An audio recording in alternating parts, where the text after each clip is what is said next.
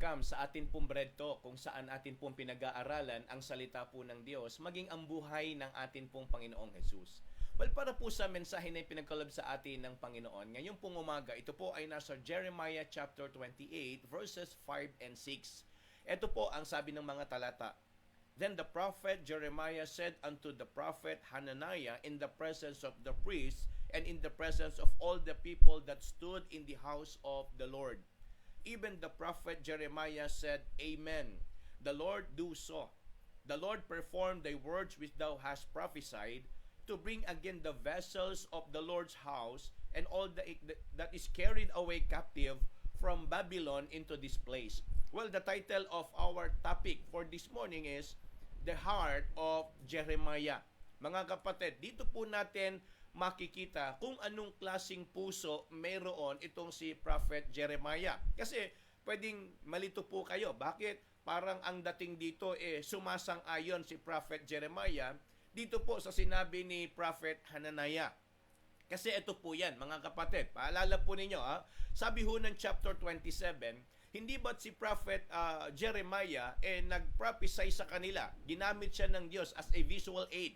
Ikinabit po sa kanya yung wood yoke, yung wooden yoke para iparamdam at iparating sa kanila yung mensahe ng Diyos. Pero ang totoo po kasi niyan, mga kapatid, ang ibig sabihin po nun, yung inilagay ni Prophet Jeremiah sa kanyang leeg na yoke, mensahe po yan para iparating sa lahat ng mga bansa, maging sa bayan ng Panginoon, na sila po magiging mapapasailalim ng leadership ni King Nebuchadnezzar, yung hari po ng Babylon. Kaya pagdating sa chapter 28, mga kapatid, kung niyo po sinundan, sabi sa verse number 6, ang sagot ni Prophet Jeremiah, Amen, the Lord do so. So kung ano yung sinabi ni Prophet Hanani, kasi sabi ho ng Bible, Hananiah, sabi ho roon, yung po mababasag, kumbaga matatanggal, mapuputol. So parang contradiction po doon sa naging hula o prophecy ni Prophet Jeremiah sa naging propesya nito pong si Hananiah. Kay Prophet Jeremiah, sila po ay mapapasailalim ng hari ng Babylonia. Yan po si Nebuchadnezzar. Pero pagdating kay Hananiah, yun po tatanggalin, mawawala. Yung vessel, sabi ho ng verse number 6, to bring again the vessels of the Lord's house, doon po sa muling kanyang kalagayan. Kaya sabi ni Prophet Jeremiah, Amen, at mangyari nawa yung sinabi ng Panginoon. Pero ang totoo niyan, mga kapatid, may problema Bagamat, kung bakit ko nasabing the heart of Jeremiah, kasi sa puso niya, ang gusto niya, wag sana talagang maparusahan ang bayan ng Panginoon. Sa puso niya, mailagay uli sila, maibalik uli sila doon sa kanilang kalagayan bilang, kumbaga, tao ng Diyos. Kaya nga lang, mga kapatid, base po dito sa chapter 28 na ito, hindi po ganon ang mensahe ng Diyos. Kumbaga, alamin ho natin, sabi po ng verses 1 and 2, the same chapter pa rin po. Ito yung context niyan para maintindihan po ninyo.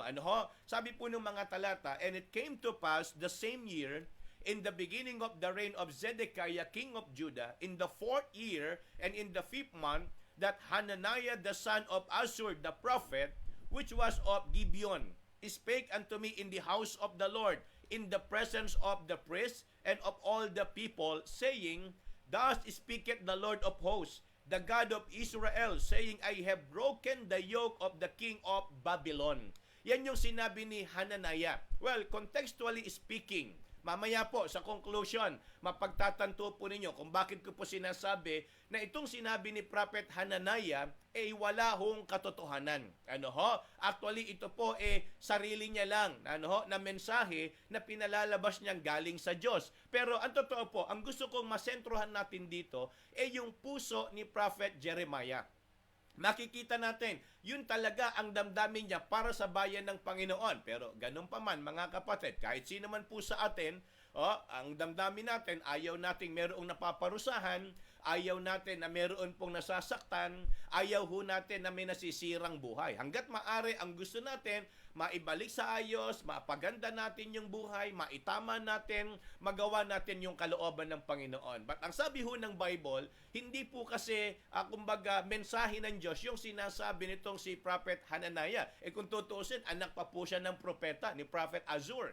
Ano ho? Pero ito ho yung nangyari, mga kapatid eh. Ang nakita ko po sa puso nitong si Jeremiah, ito ho yun, mga kapatid. Number one, his tender heart. Yung kanyang malambot na puso. In public, mga kapatid, ginawa ni Hananiah na yung sinabi ni Prophet Jeremiah, kinontra niya. Kumbaga, tinaliwas niya. Ano po, parang sinasabi niya, indirectly, ang mensahe ng Panginoon, hindi yung sinabi ni Prophet Jeremiah. Mamaya, makikita po ninyo sa ating paglulundo, mga kapatid, kung sino ang tama sa kanilang dalawa. Pero ganun pa man ang nakita ko, yung malambot na puso nitong si Prophet Jeremiah. Bakit? Tignan po ninyo, humula siya na sila po ay mapapasalipin ng hari ng Babylonia. Pero pagtayo nitong si Hananiah, binaliktad niya, hindi, palalayain tayo, ibabalik tayo doon sa bayan ulit ng Panginoon. So yun ang sabi niya. Pero anong naging resulta? Anong sagot ni Prophet Jeremiah? Ang sagot niya sa verse number 6, anong sabi ng Bible? Even the Prophet Jeremiah said, Amen, the Lord do so. Hindi niya kinontra. Alam niyo ho ba't medyo parang unethical yung nangyari. Parehas silang propeta, pero parang yung naging confrontation doon, contradict sa sinabi nung isa, in public, mga kapatid. Parang dapat sana ang tama, hindi yung sinabi mo ang tama. Parang sila na lang sana nag-usap. Kaya lang, ang sabi ng Bible, sa harapan ng maraming tao. Sabi ng verse number 5, balikan lang ho natin, para maintindihan po ninyo. Medyo masakit ito sa puso ni Prophet Jeremiah. Kaya lang, ang puso niya para sa bayan ng Panginoon. Tingnan po ninyo, verse number 5, balikan natin. Then the prophet Jeremiah said unto the prophet Hananiah in the presence of the priest, and in the presence of all the people that stood in the house of the Lord. Ang daming tao. Doon siya kinonfront. Doon binaligtad. O kaya, kumbaga, nag-contradict yung hula ni Hananiah sa sinabi ni Prophet Jeremiah. So isipin nyo, ang daming tao. Kung si Jeremiah ma-pride, kung si Jeremiah talagang, alam niyo po, yung tipo ng taong lalaban sa kung kanino pa man, sabi ho ng Bible, hindi umaymen pa siya. So yung kanyang malambot na puso. Kaya nga siguro ito yung magandang mensahe para sa ating lahat na kahit sabihin pa natin na yung mga tao kumokontra sa ginagawa natin sa kalooban ng Panginoon, siguro maganda ikalma pa rin natin yung damdamin natin. Pababain pa rin natin yung emosyon natin. Huwag nating payagan na makawala at makalaya yung ating puso doon sa dala nating galit at sama ng loob sa ginagawa sa atin ng ibang tao. So nakita ko rito yung kanyang malambot na puso. Kahit kinontra ni Prophet Hananiah at alam na alam ni Jeremiah na hindi totoo yung sinasabi ni Hananiah, pero ganun pa man ang naging sagot niya, Amen, the Lord do so. Kung yan talaga ang totoong sabi ng Panginoon, mangyari nawa para sa bayan ng Panginoon. Tingnan nyo yung sakripisyo sa kanyang sarili. Kumbaga, kung paiirali natin yung pride, kung paiirali natin yung ating old nature, lalaban tayo, kukontrahin natin siya. Alam na alam ni Jeremiah na hindi totoo yun Kumbaga, ang Diyos nangusap sa kanya. Kaya nga, ito ho yung bagay na nakita ko. Kung anong klaseng puso meron itong si Prophet Jeremiah. His tender heart. Para sa bayan ng Panginoon. Sana yun na lang isipin natin palagi. Para sa Panginoon, para sa gawain. Kaya kahit ano pa ang naiisip sa atin ng iba, kahit ano pa ang sinasabi ng iba sa atin, basta't siguraduhin lang natin na yung ginagawa natin para sa Panginoon, para sa kaluwalhatian niya, at yan ang gusto ng Diyos sa buhay natin na atin pong gawin, mga kapatid, ipagpatuloy pa rin natin. Wag natin silang hayaan na parang sila ang kokontrol ng buhay natin, sila ang magpapasya sa mga nangyayari sa buhay natin. Gawin natin kung ano ang nakikita nating kalooban ng Panginoon. Yan po yung una. Pangalawa, his true heart. Yung totoong puso ni Prophet Jeremiah. Kasi tingnan po ninyo, siya ay propeta, pero para kanino siya? Mga kapatid, pakinggan po ninyo. Bilang mga naglilingkod sa gawain ng Diyos, magandang maging malinaw po ito sa ating lahat. Hindi ho tayo nasa gawain para sa atin. Hindi tayo nasa gawain para sa pakinabang natin at yung magiging magandang kalagayan natin. Kaya ho tayo nasa gawain, mga kapatid. Ito ho ang totoo niyan, para maintindihan nating lahat. Kaya tayo inilagay ng Diyos sa ministry para tayo po ay gamitin ng Panginoon at tayo po ay mapakinabangan ng gawain ng Diyos. At ito ho, para tayo ay magamit sa mga pangangailangan ng gawain ng Panginoon, lalo pat sa bayan at mga tao ng Diyos. So anong ibig ko sabihin, mga kapatid? Yung idea po na tayo ay nagagamit sa atin pong kumbaga purpose ng buhay natin. So ito yung nakita ko, his true heart. Ang puso ni Jeremiah, mga kapatid, ay para sa pagkagamit ng Diyos sa kanyang buhay. So kahit ano pang maging sitwasyon, di ba? Ang sabi nga ng Bible, siya ho yung tinawag na the weeping prophet. Imagine po ninyo, sa dami-dami ng propeta, ito yung naging title niya. Maiyaking propeta. Bakit? So, di ba? Parang ang dating kasi po niyan, mga kapatid, kung titignan ho ninyo, dito ho sa pinag-aaralan natin, kung tutuusin, aabutin ho natin yan, yung Jeremiah 33:3. Di ba? Ang sabi ho ng Bible, call unto me and I will answer thee. Tignan nyo ha, ito yung promise ng Panginoon sa kanya. Ito yung pangako ng Diyos sa kanya. Pero bakit parang sa tuwing meron siyang gagawin, laging merong mga nag-o-oppose? Laging nagkakaroon ng problema, laging may kumokontra. Kasi nga, ang buhay natin sa gawain ng Diyos, hindi naman ho talaga para sa atin. Ang buhay natin ay para sa kagustuhan ng Panginoon. Mahirap po yung ginagawa ni Prophet Jeremiah. Sipin niyo, halos lahat ng bansa pwedeng magalit sa kanya. Di ba yan nga ho ang nangyari? Gusto siyang patayin? Gusto siyang parusahan ng mga tao, ng mga priests, at even yung mga false prophets na yan na nagbibigay ng false hope sa mga tao. Kaya itong ginawa rin ni Prophet Hananiah, hindi ho ito totoo ito rin ho maling, kumbaga pag-asa, false hope yung kanyang ibinibigay sa mga tao. Pero ganun pa man, lumitaw dito yung katotohanan at yung tunay na puso ni Prophet Jeremiah, yung kadalisayan ng kanyang damdamin. Kaya nga mga kapatid, ito ho ang magandang mangyari din sa buhay natin. Tandaan po ninyo, anuman ang maging sitwasyon sa mundong ito, na kung anuman ang ginagawa ng sanlibutan para sa gawain at para sa atin, wag ho tayong pumayag na tayo po ay maapektuhan ng ginagawa natin sa Panginoon. Totoo ang puso at damdamin nitong si Prophet Jeremiah. And last but not the least, his trusting heart. Alam nyo ang kagandahan dito, sabi ng Bible, the heart is deceitful above all and desperately wicked. Sabi ng Biblia, yan ang klase ng puso ng tao. Pero salamat na lang sapagkat dahil sa Diyos, dahil sa kanyang salita, ang puso natin kahit papaano na itutuwid at nagagawa po natin yung kalooban ng Panginoon. Kaya nga, ang nakita ko po rito, kahit maraming mga taong magalit, kay Prophet Jeremiah, kahit maraming mga tao na nagbabanta na siya gustong patayin, kahit maraming mga tao na hindi sumasang-ayon sa sinasabi niya, ano ang sabi ho ng Bible? Tuloy pa rin siya sa pangangaral. Tuloy pa rin siya sa ginagawa niya bilang propeta ng Diyos. Kasi alam niyo ang mahirap po dito, yung pakiramdam mo nag-iisa ka lang. Yung pakiramdam mo wala kang kakampi. Yung pakiramdam mo yung lahat nagagalit sa iyo. Yung pakiramdam mo na parang minamali nila yung ginagawa mo. Alam niyo ang kagandahan po kay Prophet Jeremiah, kahit ganon ang sitwasyon niya sa paligid, hindi ho siya nagbago sa kanyang ministry. Hindi siya nagbago sa kanyang ginagawa para sa Diyos. Kahit ano pa ang nagiging sitwasyon, siya po ay nananatiling naglilingkod at sumusunod sa kalooban ng Diyos. Kaya nga alam niyo mga kapatid, yan ang magandang klase ng puso na dapat mayroon tayo.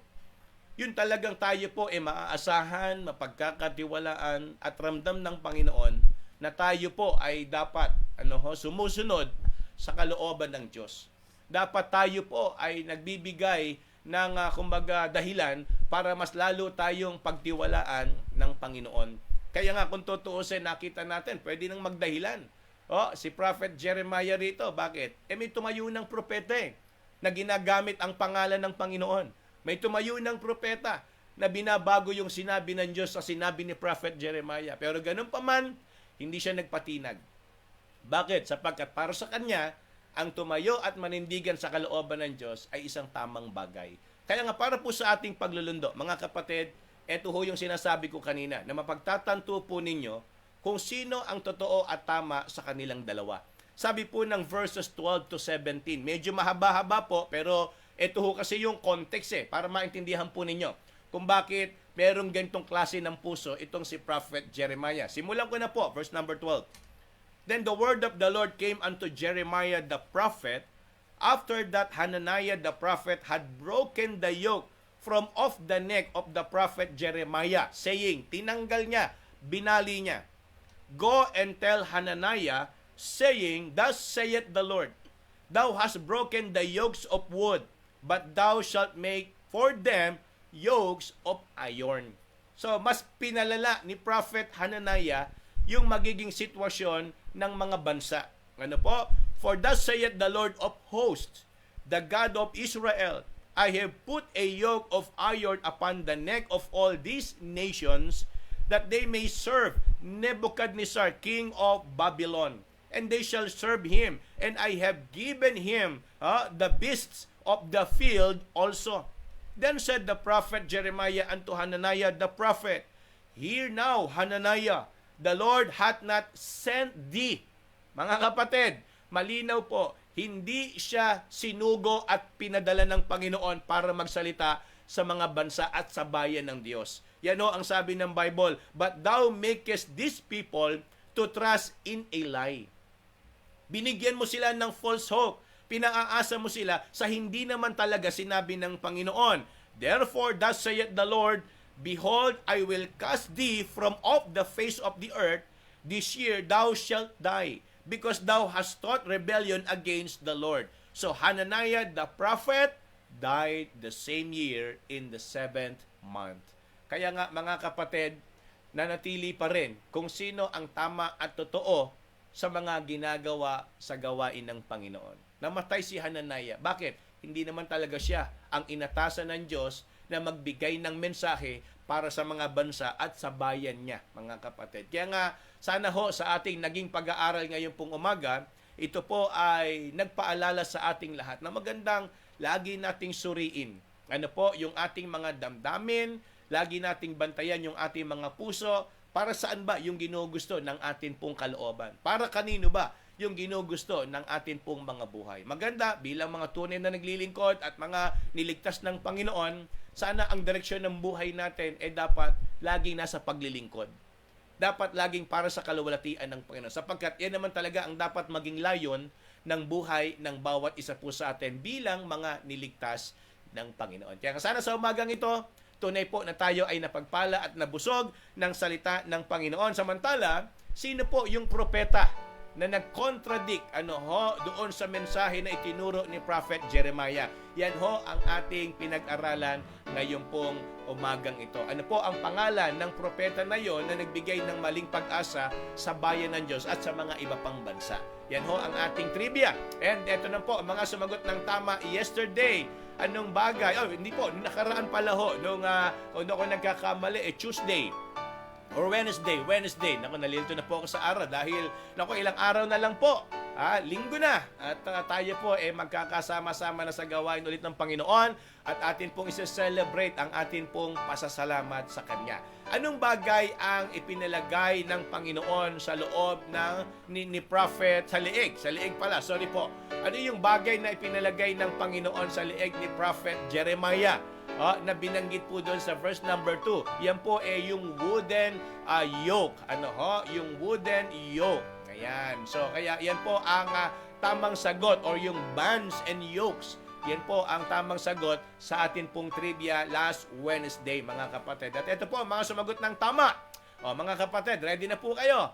Ihanda na po ninyo ang inyong mga comment at palakpak. Atin po silang i-congratulate. Ang number 1 na sumagot ng tama ay wala pong iba kung hindi si Ninang Kiten. Ayan, good morning, Nang Kiten. Congratulations. Ayan, purihin ng Panginoon.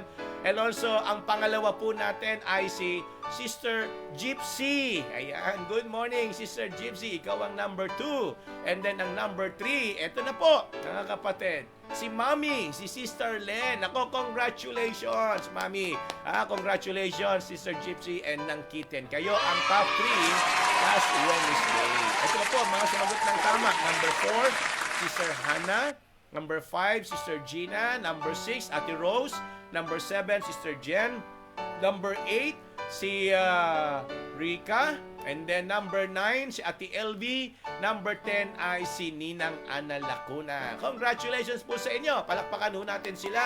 Sila po ang ating top 10 last Wednesday. Ay, ako kahapon no, pasensya na, hindi mo tayo nakapag-bread talk. Maaga ho kasi ako umalis para po doon sa fellowship namin mga pastor. Ano po? Kaya wala ho tayo naging bread talk kahapon. Eto po, mga sumagot pa ng tama. Pang-11 si Ate Nelly. Pang-12, si Sister Milet. Ayan, sila po ang mga karagdagang sumagot ng tama sa trivia natin last Wednesday. At gusto lang natin batiin, ngayong umaga, kasama natin si Ate Judy. Ayan, good morning Ate Judy. Ayan, dyan po yan sa East Bagong Barrio. Ako, nandyan yung mga teachers natin ngayon. Ongoing po ang gawain sa mga bata. Ano po, then sa OCC natin, distribution ng mga boxes at ngayon pong araw na ito, dyan po sa Libis, sa East, and then mamaya pong hapon ay sa Letre naman. Kaya good morning Ate Judy. God bless po sa inyo dyan. At kasama rin natin si Sir Joy Pereira from Oman. Ayan, ang Pereira family. Nako, thank you sa inyo ha. Pagpalain kayo ng Panginoon. And also kay Preacher Ray, maraming salamat din. Naka-join din sa atin from Samar. At si Ate Sara Abad. Wala po sa Sangandaan, Caloocan. Good morning Ate Sara. Sana'y patuloy kang ingatan palagi para papalakasin ka ng Panginoon. Kasama rin natin si Zakira Ambong mula sa Bulacan. Ako si Kiray. Good morning Kiray. Maraming salamat sa pag-join. Kasama rin natin si Ate Milet de Lara. Ayan, yan po yung mga kapatiran natin.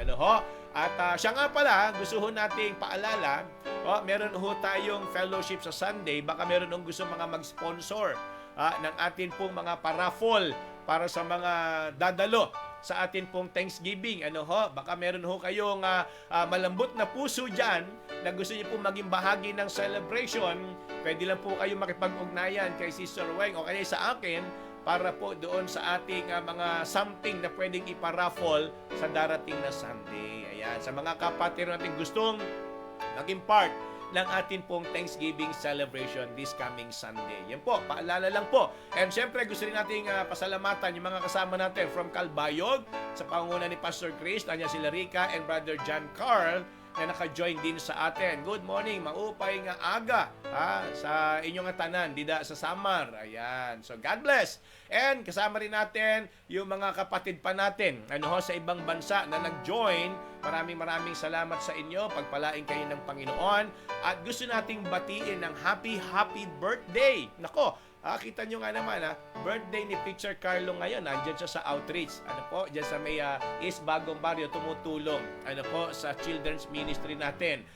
Dahil ngayon po yung araw na naka-schedule para po i-distribute yung mga boxes natin. Meron mamaya at bukas, diyan naman po sa main, sa Caloocan, sa Bagong Barrio, bibigay po natin yung mga boxes natin. Ayan. So, kaya salamat po sa lahat ng mga kapatirang nakasama natin ngayong umaga. Ingat po tayo palagi and good morning to everyone.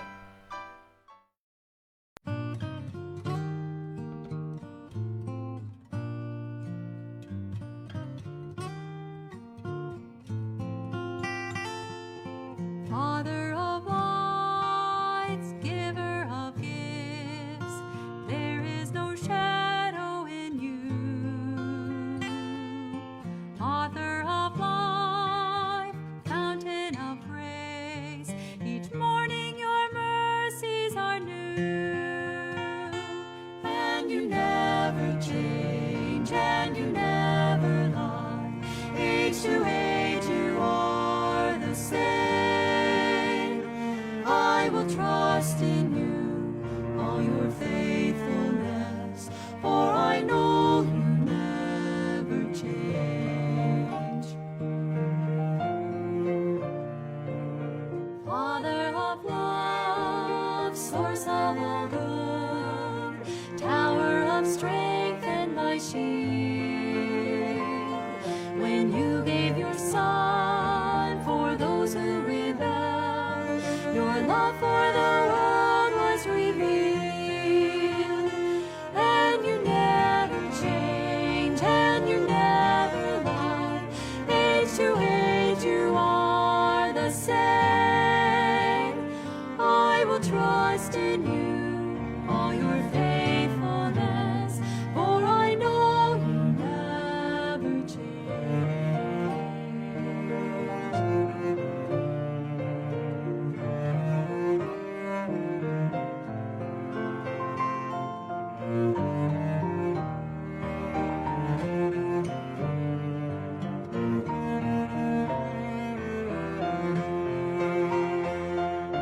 Father of peace,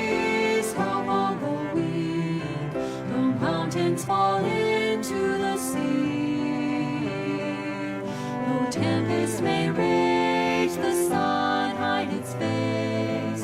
Your vigor will rest upon me, and you never change, and you never lie.